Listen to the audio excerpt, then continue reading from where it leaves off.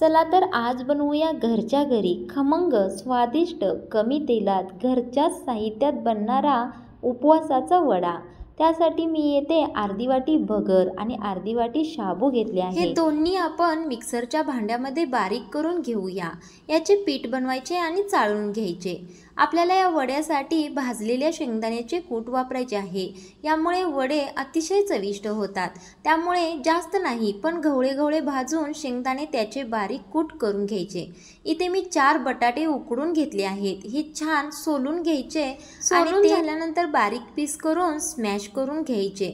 Smash केल्यामुळे वडे छान बनतात। याच्यामध्ये आपल्या चवीनुसार आपल्याला किती तिखट आवडतं यानुसार हिरवी मिरची बारीक करून घालायची आणि त्यामध्ये भाजलेल्या शेंगदाण्याचे कूट घालायचे। चवीनुसार मीठ घालायचं। ही मिरची जी मी घातली आहे ती तुम्ही भाजून बारीक करून सुद्धा घालू शकता।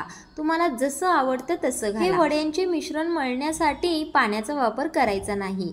हाताला तेल लावून हे वडे तयार करून घ्यायचे। छान छान छोटे छोटे गोळे तयार करून घ्यायचे। 4 बटाट्यांमध्ये माझे 7 मोठे वडे आणि एक छोटा वडा बनला आहे। तुम्हाला जितके हवे आहेत तितके तुम्ही करू शकता। चला तर वडे बनवण्यासाठी आपण मिश्रण तयार करून घेऊया। भगर आणि शाबूचे बारीक पीठ चाळून घ्यायचे। त्यामध्ये लाल तिखट चवीनुसार मीठ घालायचं। यामध्ये सोडा ओवा असलं काहीही घालायचं नाही कारण ते उपवासाला चालत नाही। हे पीठ हळूहळू पाणी घालून व्यवस्थित तयार करून घ्यायचं। हे मिश्रण जास्त पातळ करायचं नाही कारण हे तेलामध्ये विरघळू शकतात। आपल्या आवडीनुसार तिखट आणि मीठ घातलं की हे पीठ छान बनतं। आपण केलेले वडे या पिठामध्ये घालायचे आणि तेल गरम झाल्यानंतर त्यामध्ये सोडायला सुरुवात करायची। हे वडे तळताना एकच काळजी घ्यायची, मंद गॅसवर हे वडे तळायचे नाहीतर आतून कच्चे राहण्याची शक्यता असते। कडलेल्या तेलामध्ये वडे सोडल्यानंतर बारीक गॅसवर छान भाजायला सुरुवात करायची। मंद गॅसवर हळूहळू परतत मागे पुढे करत हे वडे भाजायचे। बघा किती छान वडे बनत आहेत। असेच हळूहळू सोडत सर्वच वडे तयार करून घ्यायचे। हे वडे तयार करण्यासाठी 2 गोष्टी लक्षात ठेवाव्या। एक म्हणजे पीठ दळताना बारीक दळावे आणि तयार करताना जास्त पातळ करू नये।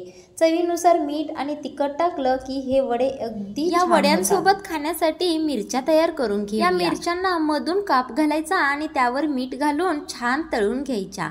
इथं बघा किती छान वडे कुरकुरीत आणि आतून सुद्धा तितकेच मऊसूत बनले आहेत। हे बघा कुरकुरीत मस्त चविष्ट वडे बनून तयार झाले आहेत। आतून सुद्धा तुम्ही बघू शकता आपण मंद गॅसवर भाजल्यामुळे वडे कच्चे दिसत नाही। उपवासा दिवशी ही रेसिपी फक्त एकदा बनवून पहा। एकदा बनवाल तर पुन्हा पुन्हा बनवाल। खाण्यासाठी खूप चविष्ट। घरचे एकदा खातील तर पुन्हा पुन्हा मागतील। बघू शकता किती छान वडे तयार झाले आहेत। तर ही खमंग उपवासाची रेसिपी तुम्हाला कशी वाटली कमेंटमध्ये नक्की सांगा।